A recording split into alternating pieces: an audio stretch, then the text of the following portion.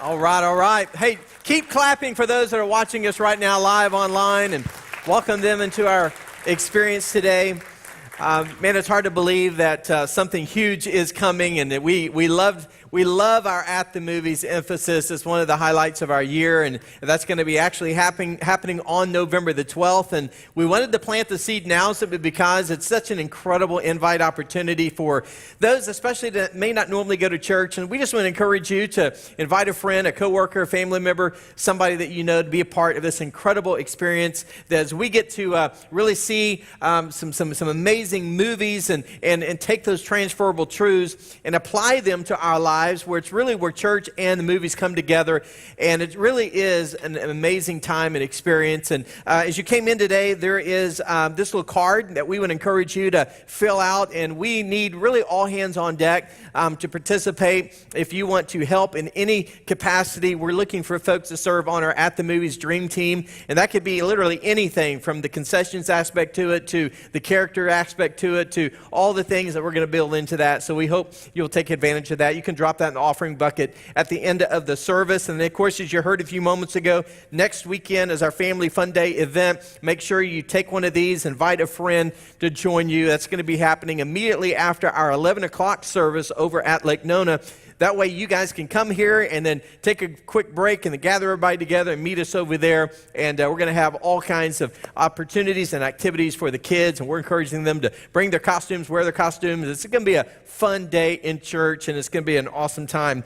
Listen, we have so many things going on right now. I'm just kind of, honestly, I'm just kind of blown away by all the great stepping stone opportunities that we're involved in as a church. And we have our big Vision Weekend coming up on November the 4th, which is going to be just a powerful, powerful day. And we're going to be talking about a lot of things as far as just the vision of where we've been, where we're at, where we believe God is taking us. But I've invited a friend to be with me on that particular day. His name is Lane Schranz. And Lane is one of the most influential church leaders in the world. He represents the second largest church in America, known as Church of the Highlands there in Birmingham, Alabama. I think they have around 20 campuses, well over 60,000 people on a normal weekend at all 20 of their campuses across the state of Alabama. He was their very first staff hire. He's been there for all of these years, and now he runs what they call the Grow Network of churches around the world.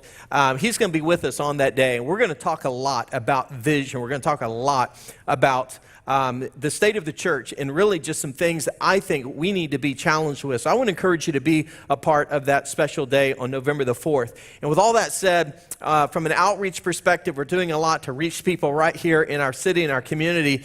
But in times of need and times of tragedy, like Hurricane Michael and the impact it had there on the panhandle of our state, a door of opportunity opened up for us this past week. We were already in the midst of trying to do something as a church to send supplies and to work with some ministry partners and affiliates there. And then a friend of mine that many of you may know or know him of as Trooper Steve with Channel 6 News. He's been a Florida State Trooper for many, many years.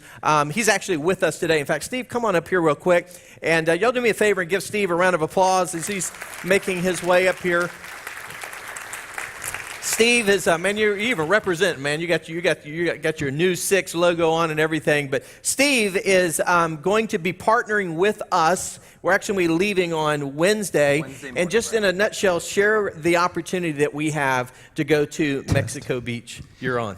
Basically, for those that don't know, and if you do watch Channel 6 in the morning, thanks. If you don't, maybe you should watch. Basically, I actually started my law enforcement career in Mexico Beach. So I was stationed at Tyndall Air Force Base while I was doing active duty. I started my law enforcement career there. Many people had no clue where Mexico Beach was until this storm happened. And sitting around, I've been with WKMG for about a year now, and I was just sitting there. I was like, we've got to do something. We've got to do something. I went to my boss. They're like, all right, figure out what you want to do. I was at Taste of Nona. I ran into Michelle, and she was like, are you kidding me? Rodney and I are trying to figure this out right now. And I said, let's do this.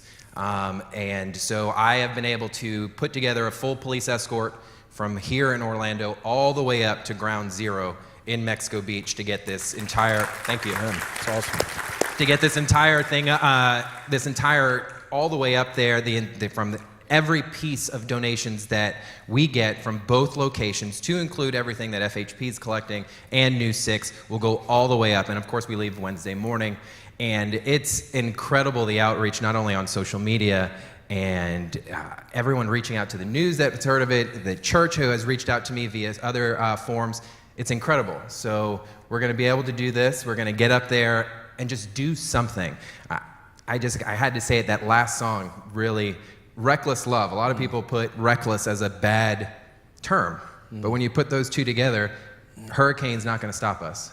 It's not going to slow us down. We're going to get up there. You've seen the pictures. We've got to get up there and do something. We're going to do it. So I appreciate it for you guys for allowing me into y'all's heart, and I appreciate for just coming along on this mission, and let's do this. Awesome, awesome. Thanks, Steve, one more time. And he's going to head over to our Lake Nona campus at this time, and Steve, we're excited about the opportunity to partner with you guys and New 6, and we're going to be going up on Wednesday. We're going to go right into the heart of the most devastating part of the Panhandle there that obviously has been greatly impacted through the hurricane, and we're going to give them a lot of hope and help and supplies, and so thank you for being the generous church that you are, and thank you, Steve, for helping pave the way. So that's awesome. Awesome, guys. You bet. I'll see you. Well, I'm excited, and I want to encourage you to, it's not too late. You can bring supplies tomorrow and on Tuesday if you would like, but we're leaving extremely early on Wednesday morning, and we're going to be packing our trailer, our Rethink Life trailer, along with another rig, just like the one that we took to Houston last year, and we're going to fill it up with supplies, and we're going to go give hope to those that desperately need it. Well, we're in a series that we've been calling Relationships Made Simple. And we're excited because we've been learning a lot. In fact, week 1, we talked about friendships made simple. Last week, Michelle and I talked about marriage made simple. And if you missed any of those weeks, I would encourage you to go and watch them, rewatch them there online. And today, what I want to talk about is something that I'm very passionate about. And it's the issue of parenting made simple. How many of you got kids? Let me see your hands. All right. Well, a lot of you have children, I'm sure at different phases and stages of your life. And I know that for many of you, you're grandparents. Some of you may be single. Maybe some of you have young children. And I can just say from my own personal experience that parenting never stops. I mean, it really doesn't. But one of the greatest joys that we have and privileges that we have is raising the next generation. Now, real quick, I just want to share with you before some of you may check out and say, oh, well, this is irrelevant to me, or hey, I needed this sermon a long time ago, or you may be thinking, I don't even have kids, I'm not even married. Well, before you just kind of like check out, I want to share something with you that I think is very important. I think sometimes we're guilty of making this whole subject matter of family relationships and parenting more complicated than really what it should be. If you were here last week, you heard me talk about something that I created into something that was so complicated, and yet the simplicity of it was literally in the palm of my hand. Michelle and I had another one of those experiences this past week. We were at the mall, Florida Mall. We went into the Sleep Number store. Have you ever been to a Sleep Number store? It's one of those stores they sell the Sleep Number, mattresses, and of course they're supposed to be different, from all the other mattresses. It's a Sleep Number, and I'm thinking, what the heck is a Sleep Number? So we go into the store, and of course they make you lay down. They give you a little demonstration, and the whole thing is that you got to pick your number. You got to figure out your right number, and your right number basically represents whether you like it hard, whether you like it soft, and you make all the adjustments. You can kind of push the button. You can kind of dial it in, dial it out from the standpoint of making it harder or softer. Michelle, we've gone through 3 mattresses since we've moved, and she's even had a messed up shoulder, and she's been uncomfortable. And as soon as we find one that she likes, I can't sleep. I don't like it, and so vice versa. And so it's just been like crazy. So we've been through 3 mattresses, and we're like, you got to be kidding me. I mean, it should be so simple, and yet we've made it so complicated. And I think the same is true even when it comes to raising children. I know for myself, sometimes you have to just kind of look yourself in the mirror, look at yourself in the mirror, remind yourself of really what matters the most. And today we're going to really talk about that and unpack some things and make what can be intimidating. Sometimes we feel inadequate. Sometimes it's kind of overwhelming. And I think what we're going to do today is we're going to learn that it doesn't have to be that way. We can take something that can be often complicated and complex, and I think we can simplify it the way God intended. I know this to be true, and this really goes for all of us in this room. You are the sum total of three things in your life. If you were to ask me, really what has shaped my life, if I were to ask you, what has shaped your life, we all would agree to the fact that we are the sum total of our relationships, the sum total of our experiences, and we are the sum total of our decisions that we've made in our lives. Wouldn't you agree? I mean, think about that. Our relationships, our experiences in life, and our decisions. Those three areas of our lives have really molded us and shaped us into the people that we are today. And I think what happens sometimes is we don't realize the impact of those relationships and those experiences and those choices in terms of how much of an impact they truly do have. As a matter of fact, when you think about our experiences in life, whether they be good, bad, painful, whatever the situation or experience may have been, chances are those experiences in your life had a relationship attached to it. In other words, there was somebody that you experienced, that moment with. There was a situation. There was a person in that experience that affected you one way or the other. When you think about your relationships when it comes to the decisions you've made, when you think about the choices or the decisions you've made along life's journey, chances are there were some people in your life, some friends, whoever, that influenced you, whether it was in a good way or a bad way, that led you to making the decisions that you've made. So it would be safe to say that relationships are vital, and they impact our experiences. They impact, when it comes to the choices that we make. So when you think about relationships, the most important relationships that you have and I have are really these three relationships. It's our relationships with our parents. Our parents shape us, mold us in more ways than we could possibly ever imagine. And not only is it our relationships with our parents, but our relationships, or lack thereof, with God. Many of you perhaps were raised in Christian homes. Some of you were not raised in Christian homes. And so God may not even have been a part of the equation in your home as it relates to your relationship with your parents. So relationship with your parents, your relationship with God or lack thereof, and your relationships with those outside of your home, whether it be good or bad. Those three areas of your life have a profound impact on us. And so when you think about the responsibility that we have as parents, we have a profound responsibility to influence the next generation so that, kind of like the sleep mattress, the sleep number I talked about a few moments ago, you can make the necessary adjustments to dial it in or to dial it out, to turn it up or to turn it down. We have the opportunity if we keep in mind that God has given to us an incredible responsibility to influence the next generation.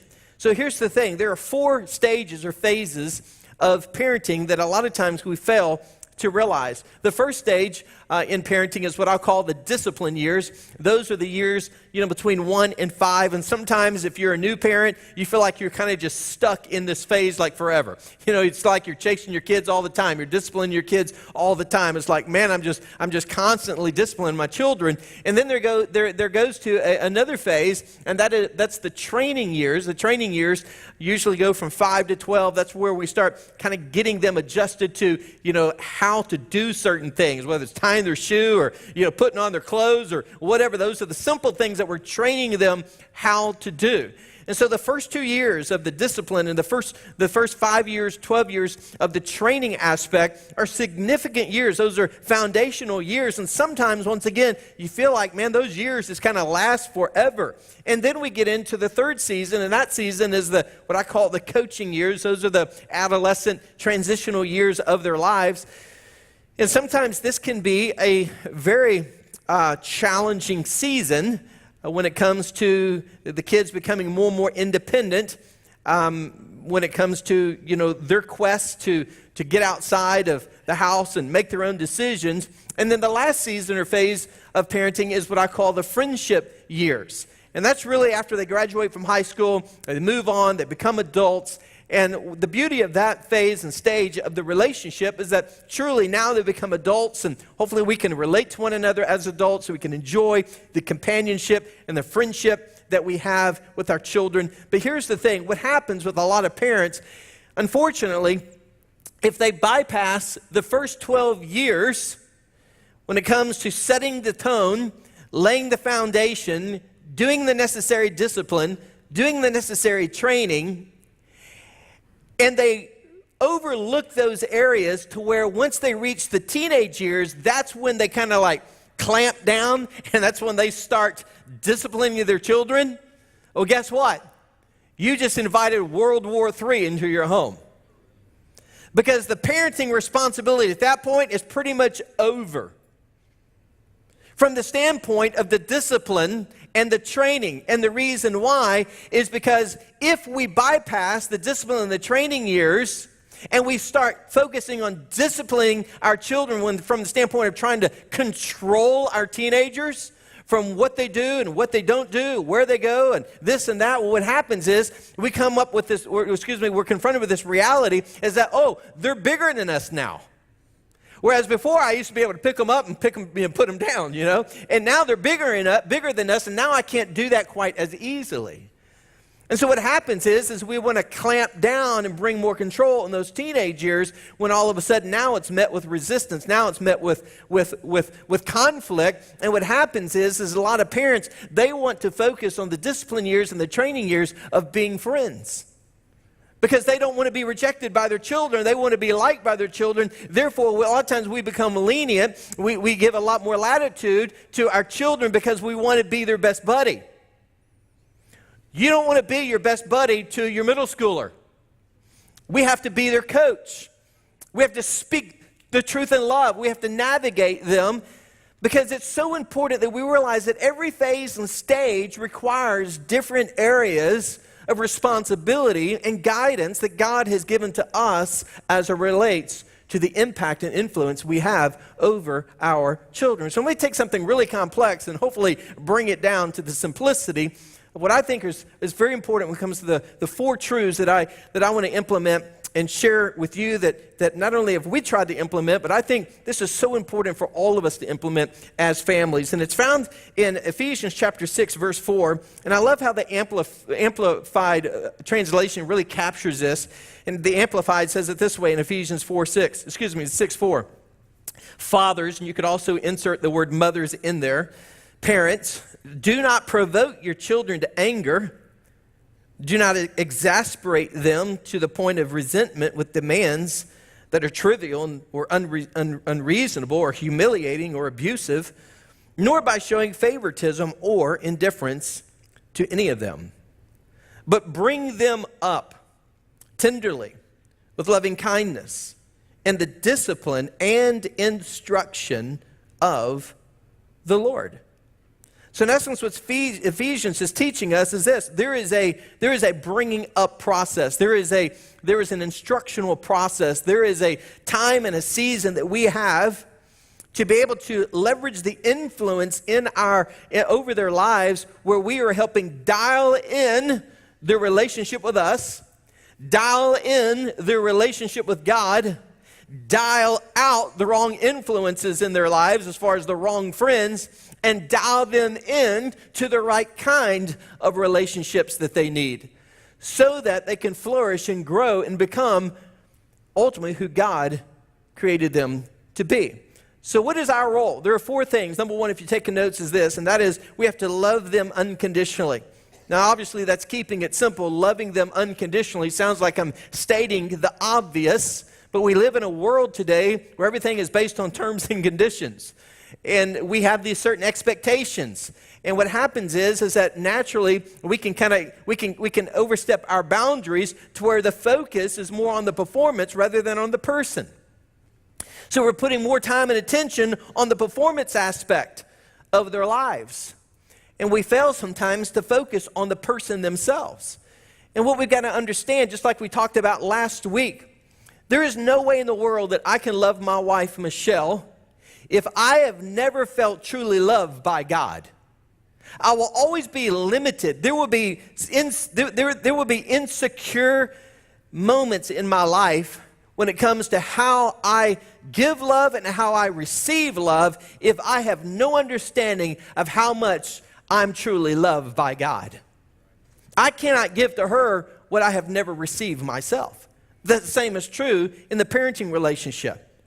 And so what we've got to do is we've got to give the same gift that we would give to our spouse when it comes to the unconditional love and the security that comes with that.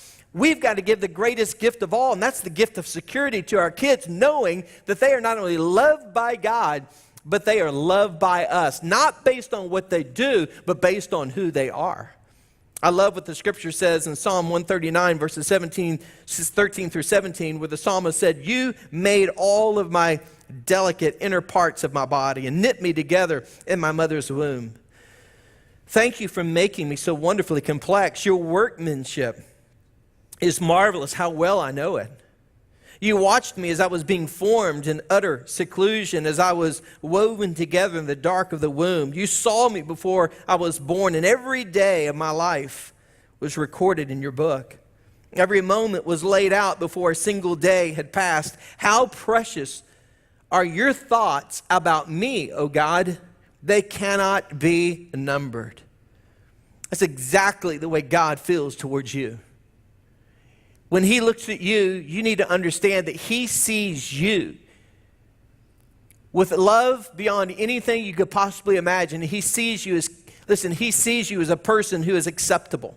He sees you as a person who is valuable. Listen, he sees you because he created you as a person who is also forgivable and a person who is capable. Imagine if our kids, when they think about mom and dad, when they associate mom and dad with their life, they believe in their heart of hearts that mom and dad love me. They love me sacrificially and unconditionally. They gave me that sense of security in my life because they helped me to understand. They made me feel that I was valuable, that I was forgivable, that I was capable, that I was acceptable. More than anything else, that's the love that my parents demonstrated to me. So we got to understand, to simplify parenting, hey, we got to give the greatest gift of all, and that is the gift of unconditional love. We got to love them unconditionally. Number two, we got to lead them spiritually. We got to lead them spiritually. I think what happens a lot of times is that this is an area where a lot of parents, they know that this is something they should do and something they could do, but a lot of parents feel inadequate. A lot of parents feel like, well, nobody really did that for me, so therefore I don't know really that I could do that for my children. Listen, with God all things are possible. Do you believe that? God's given you everything you need to influence your children spiritually. One of the greatest joys that Michelle and I had was being there and being a part of the experience where we had the privilege and the joy of helping lead all three of our children to Jesus Christ. I'll never forget our son Luke, who's here on the platform today helping lead worship. He literally was back there in that corner in a circle during Adventure Week where he put his faith in Jesus Christ and made him the Lord of his life. And it's awesome to see, children grow and progress and develop and mature in their faith, but it's awesome to know that we can have a role in that.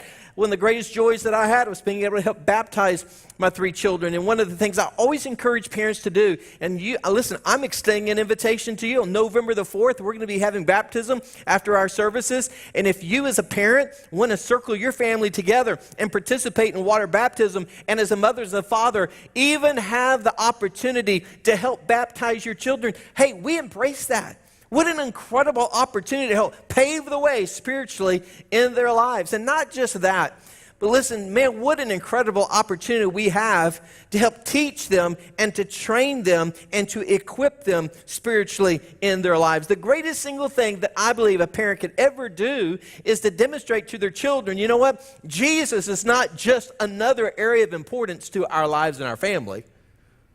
No. He is everything to our family. He's at the center of who we are. It's not just something that we should do. No.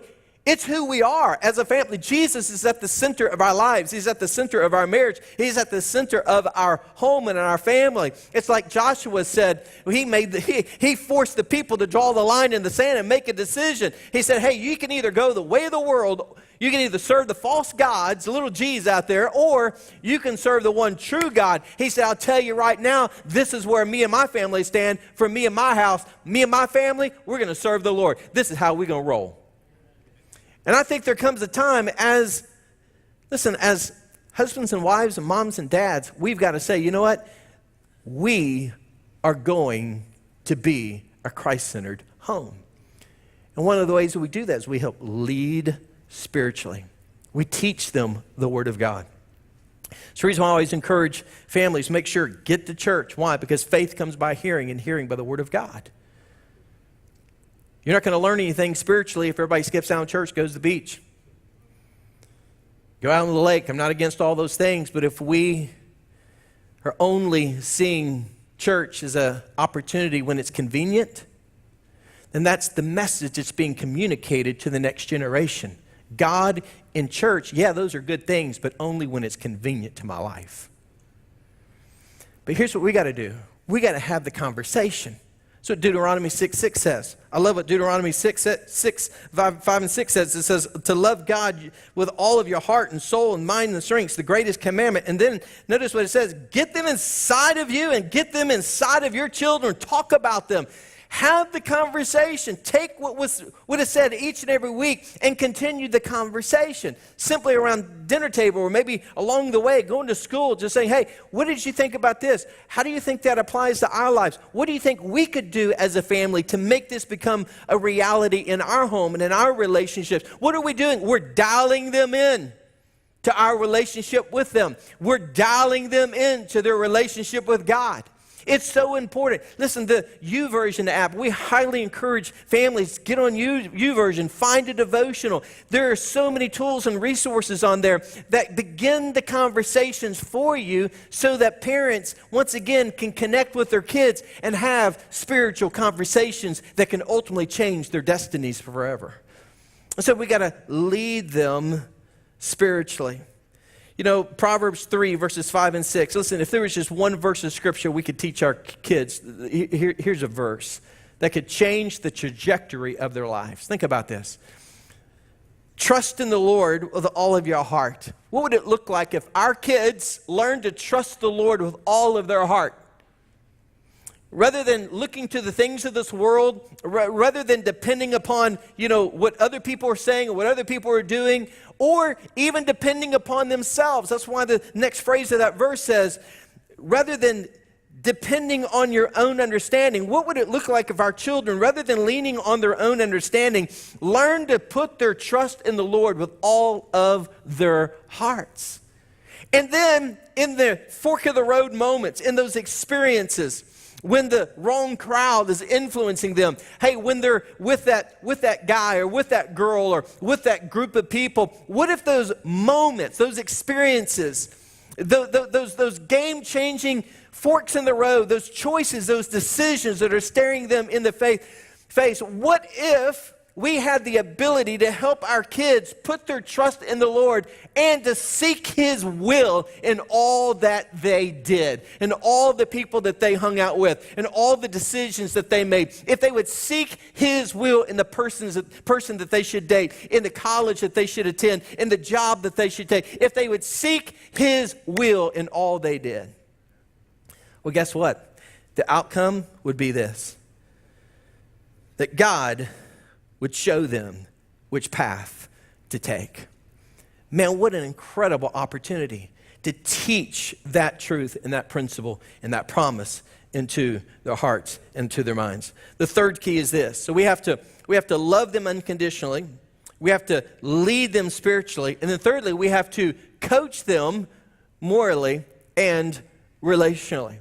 One of the greatest highlights we had as a family many years ago, actually several summers ago, we took a trip, family vacation during the summer in Colorado. And it was an amazing time. We actually went whitewater rafting. And I want you to notice something about this, because I think this is such a powerful picture on the coaching years of navigating our kids, especially in those teenage years, through the treacherous waters of culture and all the influences negatively that is constantly vying for their attention. But I want you to notice up here, this girl right here, she looked like she was 15 years old. When I saw this girl and then I was informed that she was going to be our guide, I thought to myself, we're all dead. There's no way in the world this girl is going to get us down the river. And sure enough, this girl was amazing. So we all get in, we're strapped in, we put our life jackets on. We didn't have a clue what we were doing, but she was coaching us in everything we needed to do.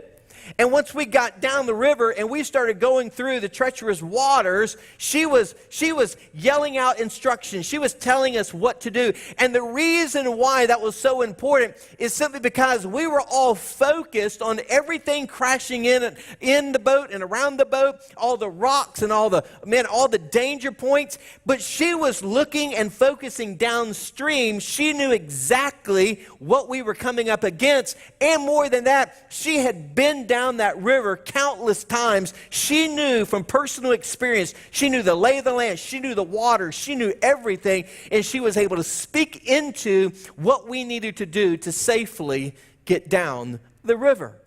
Well, guess what? As parents, we've been down this path. We know exactly where the danger points are. We know the harmful influence. We know the cultural currents of our times. We know how difficult it can be. But because we're focused downstream, we can help coach and navigate to steer our kids in the right direction so they can avoid the wrong choices in life. It's so vitally important. And I just want to say this. I think sometimes if we're not careful, can let our guards down. And I've been there as a parent. I know, freshman year, it's kind of like we're all over it, 6th grade year when they're transitioning in the middle school, like we're all over it. By the time they're in 8th grade, I've already been to that teacher meeting. Oh yeah, we've already done that one. They're juniors now, they're seniors now. Yeah, we don't need to show up there. We don't need to give as much, we don't need to really worry about that because, we've already done that. And so what happens is we become more hands-off. We let our guard down. And we think, they'll make it. They'll get through this.